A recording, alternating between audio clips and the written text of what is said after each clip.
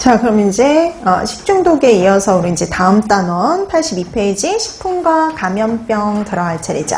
자, 감염병은 뭐 여러분들도 다 알고 있듯이 경구 감염병과 인축공통 감염병으로 나눠서 공부를 해두시면 되는데요. 솔직히 이제 감염병 파트는 나와봤자 이제 한두 문제 정도라고 생각하시면 돼요. 그러니까 요즘에는 뭐 평균적으로 한 문제인데 많이 나오면 두 문제 정도라고 생각하시면 됩니다. 근데 그게 어떨 땐 경구감염병에서만 나올 때도 있고요. 어떨 땐 인축공통감염병에서 나올 때도 있어요. 그러니까 이게 항상 어디서 나온다라는 건 없이 그냥 전반적으로 공부를 해두시면 되는데 그 꼼꼼한 정도는 식중독보다는 이제 덜 꼼꼼해도 되긴 해요. 자, 그럼 식품과 감염병 관련해서 포괄적으로 근데 대신 공부를 해두실 필요는 있어요. 넓게.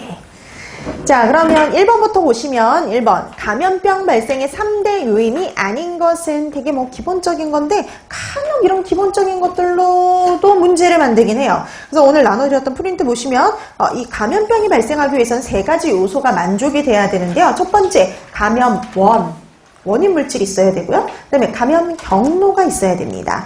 그 다음에 마지막 숙주가 존재해야겠죠. 그런 숙주의 감수성과 면역성 여부에 따라서 전파될지 아닐지가 결정이 되죠.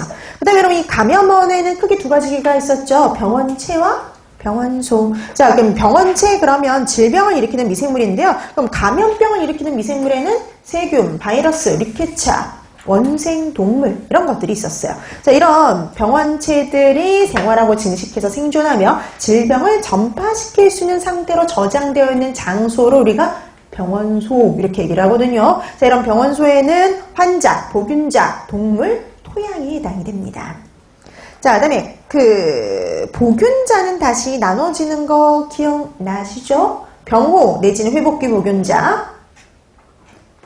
그러니까 증상이 다 나왔는데도 균을 보유하는 경우 당연히 균을 전파시킬 수가 있죠. 그 다음에 잠복기 보균자는 우리가 흔히 알고 있는 보균자예요. 아직 증상이 나타나기 전의 사람. 그 다음에 건강 보균자는요. 본인은 멀쩡해요. 정상의 균에 감염은 되었지만 증상의 그 발현이 전혀 없는 사람이죠. 외부로 나타나지 않는. 자, 그 다음에 감염 경로는 직접적인 것과 간접적인 것이 있는데요. 직접적인 전파는 접촉이나 비말에 의한 것이고요. 네, 간접적인 거는 뭐 유생해충이라든지 아니면 물, 음식물, 그 다음에 사용했던 물건들에 의한 전파가 있어요. 그러니까 주위 환경들이 다 감염 경로에 들어갈 수 있습니다. 자, 그 다음에 숙주의 감수성과 면역성 여부죠. 그럼 감수성이 높을수록 그 질병에 걸릴 확률이 높아지는 거예요. 자, 그래서 감수성 지수가 제일 높은 애가 있고 제일 낮은 애가 있는데요. 감수성 지수가 제일 높은 게 홍역. 그 다음에 제일 낮은 게 소아마비예요. 자, 그 다음에 면역 같은 경우는 선천적인 면역하고 후천적인 면역이 있는데요. 선천적인 면역은 말 그대로 우리가 갖고 태어나는 면역을 의미를 하는 거고요. 후천적인 건 주어지는 면역인데요. 나중에 생기는 면역. 자, 후천적인 면역을 좀 볼게요. 자, 후천적인 면역은 다시요. 그러니까 능동 면역하고 수동으로 나눌 수 있습니다. 능동은 우리가 병원체하고 균하고 싸워서 얻는 면역인데요. 자연 능동 그러면은요 병 후에 획득할 수 있는 면역이에요. 그 다음에 인공 능동은요 직접 균을 우리 몸에 집어넣는 경우거든요. 그게 바로 예방접종, 백신 주사입니다.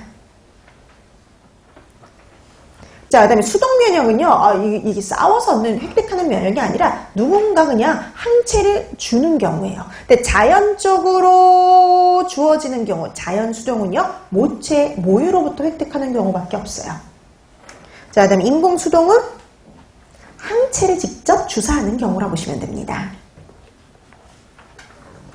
자, 그래서 여러분들이 감염병에 대해서 이렇게 기본적인 사항들도 파악해 두실 필요 있어요. 그러니까 이게 뭘 의미하는지 정도는 알아두셔야 되는 거죠.